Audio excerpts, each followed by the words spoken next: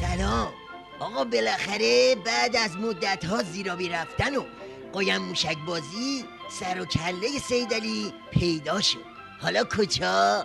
تو ملاقات با نخست وزیر ترکیه. در دیدار نخست وزیر ترکیه برادری، محبت و دوستی کنونی دو کشور را در قرن‌های اخیر بی‌نظیر خواندند و تاکید کردند ظرفیت‌های گسترده. بله، این که چی شده؟ اردوغان بلند شده رفته تهران؟ سوال بعدیه. سوال اول اینه که سیدعلی تو گوش این بابا چی گفته؟ حضرت آیت الله خامنه‌ای جدیت تهران و آنکارا را در اجرایی شدن توافق‌های سفر آقای اردوغان ضروری برشمردند و افزودند این جدیت باعث استحکام بیشتر و پیشرفت سریعتر مناسبات خواهد شد. ایشان گرایش‌ها و پیوندهای قلبی دو ملت را خاطر نشان کردند و افزودند باید از فرصت‌ها و موقعیت‌های موجود بهره برداری صحیح به عمل آورد. چطور شد؟ پس عمق استراتژیک چی شد؟ گرایش ها و پیوند های قلبی کدومه؟ بهره برداری از فرصت ها چه کشکیه؟ پس داستان سوریه چی شد؟ نکنه زهر بعدی تو راه و تو هم صداشو در نمیاری؟ یالا بالا بیار داستان از چه قراره؟ رئیس جمهور کشورمان به اردوغان گفت ایران و ترکیه می توانند مناسبات خود را در همه بخش‌های اقتصادی از جمله ساخت نیروگاه و پالایشگاه و همکاری‌های صنعتی و نفت و گاز گسترش دهند. ببین خودتی سیدعلی، خودتی.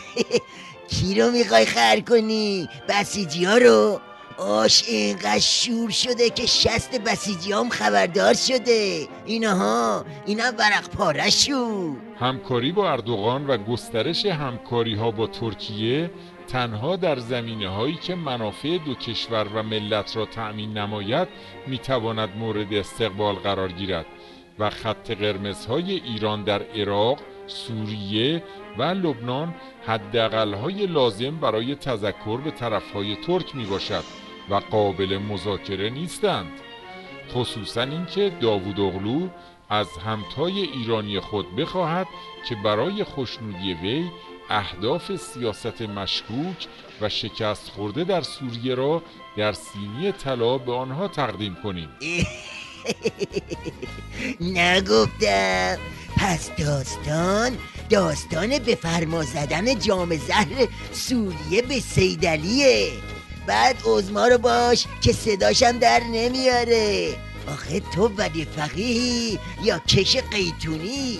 هی این میکشه اون میکشه، این میکشه اون میکشه. بکشه.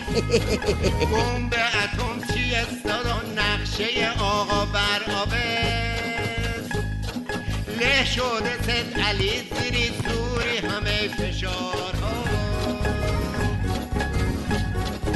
دریا کشم ته کشیده باز آقا تو خماریه حج خانومم تو بیتشون در حال گریه زاریه آمست لوله آفتابه عشقای عظما جاریه یخت پوماد بهش بدین سوخته ولی بد جاییه